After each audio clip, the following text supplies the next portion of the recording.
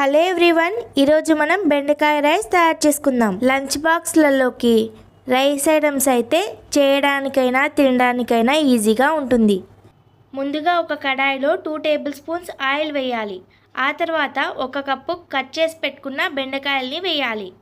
బెండకాయలు వేగాక ఒక ప్లేట్లోకి తీసుకొని పక్కన పెట్టుకోవాలి. ఒక మిక్సీ జార్లో 1/2 కప్పు పప్పులు, తెల్లవాయలు, కారం, ఉప్పు వేసి మిక్సీ పట్టుకోవాలి. అదే ఆయిల్లో 2 టీ స్పూన్ల తిరువాత గింజలు వేసి 3 టేబుల్ స్పూన్ల పల్లీలు, 2 పచ్చిమిర్చిని వేసి బాగా ఫ్రై చేసుకోవాలి.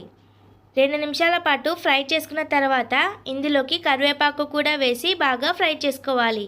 ఆ తర్వాత 1 టీ స్పూన్ పసుపు వేసి బాగా ఫ్రై చేసుకోవాలి. ఆ తర్వాత ఇందాక మనం మిక్సీ పట్టుకున్న పప్పుల పొడిని కూడా వేసి 1 నిమిషం పాటు ఫ్రై చేసుకొని ఆ తర్వాత 2 కప్పుల అన్నం కూడా వేసి బాగా ఫ్రై చేసుకోవాలి. ఆ తర్వాత వేయించి పెట్టుకున్న బెండకాయలను కూడా వేసి ఒక 2 నిమిషాల పాటు ఫ్రై చేసుకోవాలి. అంతే, ఎంతో టేస్టీగా ఉండే బెండకాయ రైస్ తయారైంది. వీడియో నచ్చితే ఒక లైక్ చేయండి.